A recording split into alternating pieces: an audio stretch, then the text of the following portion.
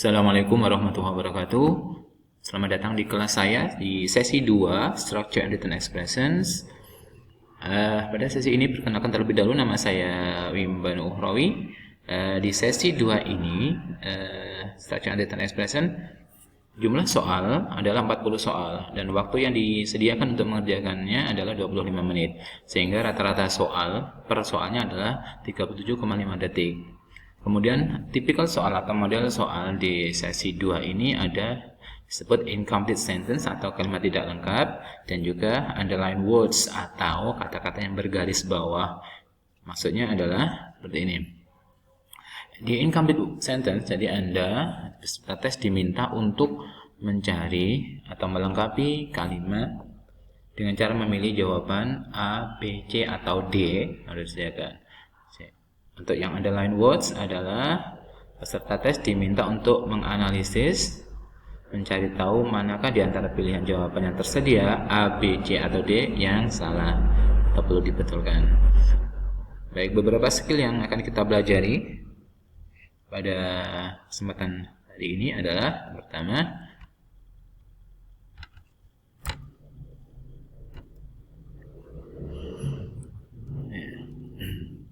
contoh incomplete sentence. Contohnya adalah seperti ini. Okay. Recently, several management problems a large multinational corporations. Nah, Anda ini adalah diminta untuk mencari salah satu pilihan jawaban yang benar di antara pilihan A, B, C, ataupun D. Jadi nanti silakan ini dipilih sendiri mana yang benar ataupun yang cocok untuk diisikan di kata-kata ini yang ada di kosong seperti ini.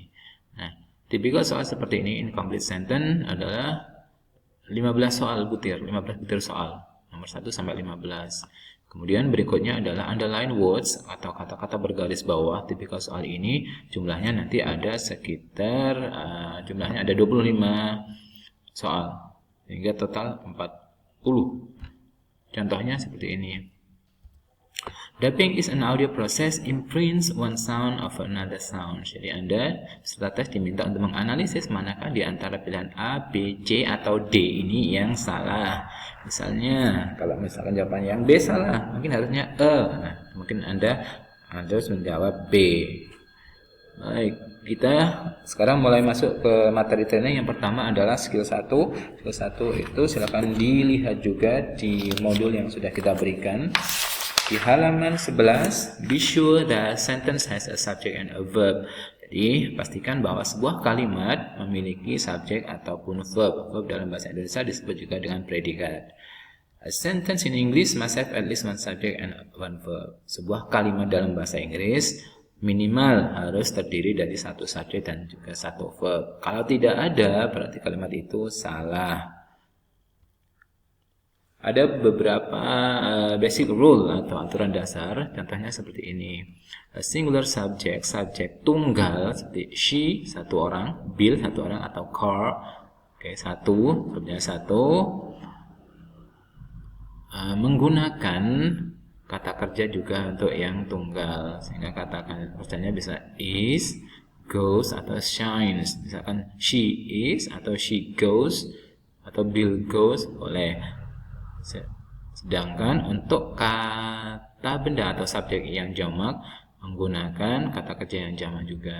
Contohnya, the list of item is are on the desk. Kata ini the list ini adalah sebagai subjeknya dan verbnya adalah is. To singular subject connected by either or neither nor require a singular verb.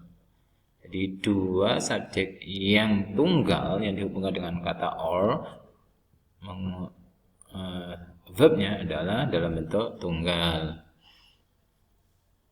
As a general, sebagai aturan yang umum, kita menggunakan jamak adalah ketika terdiri dari dua atau lebih subjek, dan biasanya juga dihubungkan dengan and.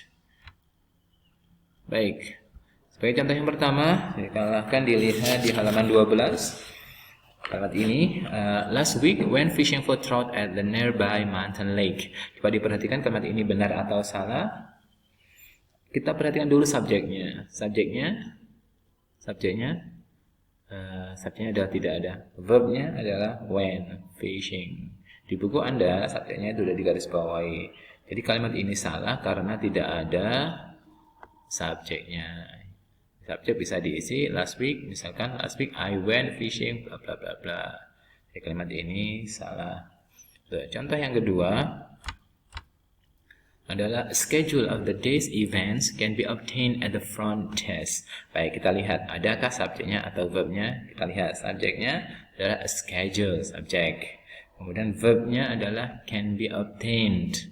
Ada subjek, ada verb dan juga sesuai. Karena a schedule, subjek can be obtained dalam bentuk kalimat pasif. Jadi kalimat ini correct atau C, atau di situ di buku latihan tulis C atau correct atau benar. Baik, silakan dikerjakan untuk soal berikutnya nomor 3 sampai 10. Anda mengerjakannya tinggal menjawab I, C, I atau C atau I atau C. Nomor 3, 4, 5, 6, 7, 8, 9, 10. Jangan lupa apabila Anda mendapatkan kesulitan atau belum paham tentang yang kami sampaikan, silahkan bertanya juga ya, nggak apa-apa. Insya Allah kami akan merespon pertanyaan Anda. Baik. Ini adalah soal nomor 6, 7, 8, 9, 10. Baik. The skill berikutnya adalah be careful of objects of preposition. Jadi masih di halaman 12. Hati-hatilah dengan objects of prepositions. Object of preposition. Preposition adalah kata depan. Jadi kata depan ini maksudnya adalah object of preposition tidak bisa berfungsi sebagai subjek ataupun bukan subjek. Preposition apa saja? Ada banyak sekali preposition. Contohnya di sini ada about, across, after, bla bla bla ini. Nah, ini juga ada masih banyak sekali. Langsung kita ambilkan contoh aja ke dalam sebuah kalimat. Baik. Objek preposition adalah kata benda atau kata ganti atau gerund. Gerund adalah kata kerja yang dibendakan atau noun clause yang terletak sesudah sebuah kata depan. Seperti kata depannya apa saja? Contohnya in, at, of, to, by, behind, on, before, after, for, with, without, dan yang lain sebagainya yang membentuk frasa kata depan. Contohnya, after his exam, Tom will take a trip by boat. Kita perhatikan di sini ada dua object of preposition. Ini after his exam. Kenapa ini disebut object of preposition? Karena ada preposition after di sini. Makanya ini disebut sebagai object of preposition. Object of preposition tidak bisa berfungsi sebagai subjek. Ada object of prepositionnya ada satu dan juga ada by boat. By ini preposition, boat adalah kata benda tadi. Jadi ini adalah object of preposition. Ketika Anda sudah menemukan object of preposition, Anda tinggal fokus di kata-kata yang tersisa. Jadi fokusnya tinggal di Tom will take a trip. Ketika sudah pakai Tom will take a trip, Anda fokus di sini, Anda cek ada nggak subjeknya dan verbnya. Subjeknya adalah Tom, ya subjeknya Tom, verbnya adalah will take. Jadi kalimat ini benar karena ada subjek dan ada verb dan sudah sesuai. Nah, sekali lagi saya ingatkan kalimat dalam bahasa Inggris minimal terdiri dari satu subjek dan satu verb. Berikutnya kita lihat di latihan di halaman 13, exercise 2, halaman di modulnya yang ada di kami kirim. The interviews by radio broadcasters were carried live by the stations. Baik, kita lihat objek prepositionnya ada kata by di sini. Ada by radio broadcaster satu. Object of preposition, kemudian ada by the station. Baik, ada dua objek preposition, jadi Anda tinggal fokus ke kata-kata yang tersisa. Kata-kata yang tersisa adalah the interviews were carried live. Kita cek ada nggak subjek dan verbnya. Baik, subjeknya adalah the interviews, subjeknya dalam bentuk jamak. Kemudian verbnya adalah were carried. Ya, were carried. Ini adalah verbnya dalam bentuk kalimat pasif karena didahului oleh to be. Jadi kalimat ini sudah benar. Ada the interview sebagai subjek, subjek jamak diikuti oleh were dan juga ini adalah to be untuk jamak di simple past. Jadi kalimat ini benar atau correct. Berikutnya adalah contoh yang kedua. In the last possible moment before take off, took his seat in the airplane. Baik, kita lihat bersama. Ini adalah kita cek ada objek of prepositionnya berapa. Pertama, ada in the last possible moment, 1. Kemudian before take off, 2. Dan in the airplane, ada 3 object of preposition. Hingga Anda tinggal fokus di kata-kata yang tersisa. Yang tersisa apa? Took his seat. Ada took his seat. Kita cek, ada nggak subjeknya? Ya, ada nggak? Subjeknya tidak ada. Verbnya adalah took. Ya, his seat sebagai objek. Jadi kalimat ini adalah salah atau incorrect karena tidak ada subjek. Baik, berikutnya silakan dikerjakan soal nomor 3, 4, 5, 6, 7, 8, 9, 10.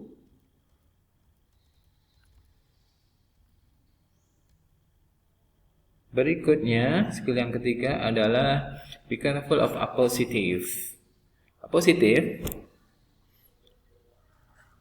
adalah kata benda yang terletak sebelum atau sesudah kata benda yang lain dan memiliki makna yang sama.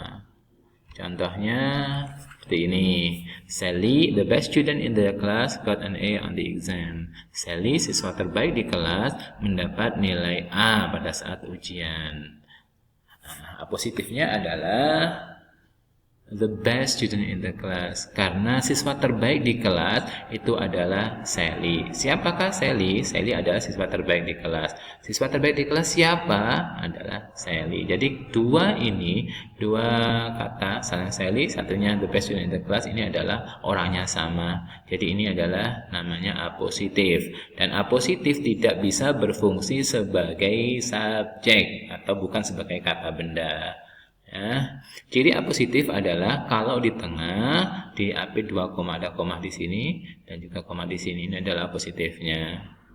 Kemudian contoh yang lain, an appositive is a noun that comes before or another noun is generally set off from the noun with commas. Contohnya, Tom, a really good mechanic, is fixing the car. Tom, seorang mekanik yang handal, sedang memperbaiki mobil. Siapakah Tom itu? Seorang mekanik handal. Siapakah mekanik handal itu? Dia adalah Tom. Nah, ini adalah apositifnya karena ada koma di sini, diambil 2 koma, namanya apositif. Kemudian, ketika apositif letaknya di depan, contohnya adalah a really good mechanic, koma, Tom is fixing the car. Seorang mekanik handal, Tom sedang memperbaiki mobil. Apositifnya adalah a really good mechanic. Ketika apositif di awal, biasa tempatnya di awal, ini adalah diakhiri dengan 1 koma saja. Kalau di tengah, diapit oleh 2 koma. Baik. Sekali lagi saya selalu ingatkan, kalau ada pertanyaan silakan tanyakan pada kami. Berikutnya, the son of the previous owner, the new owner is undertaking some fairly broad changes in management policy. Nah, apositifnya adalah ini.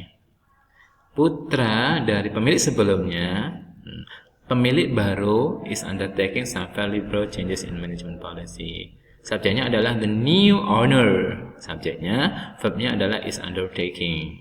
Ada subjek, ada verb, dan sesuai. Ada the new owner adalah satu orang. Subjeknya pakai is.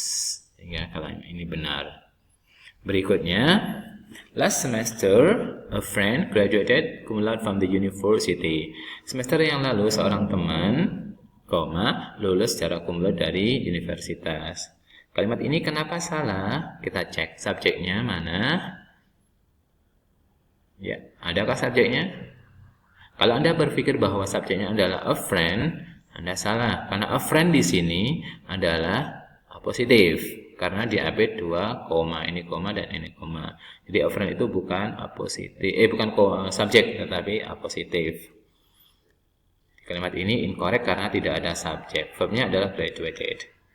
Baik, silakan dikerjakan untuk soal berikutnya 3, 4, 5, 6, 7, 8, 9, 10. Dikerjakan. Kalau ada pertanyaan silakan untuk ditanyakan kepada kami, kepada saya. Ini untuk sesi skill 1, 2, dan 3. Kita akan lanjut pada sesi skill berikutnya 4, 5, 6, 7, 8. Insyaallah. Thank you. Good luck for these assignments. Silakan dikerjakan soal-soalnya dan dikirim ke Google Classroom. Thank you. Assalamualaikum warahmatullahi wabarakatuh.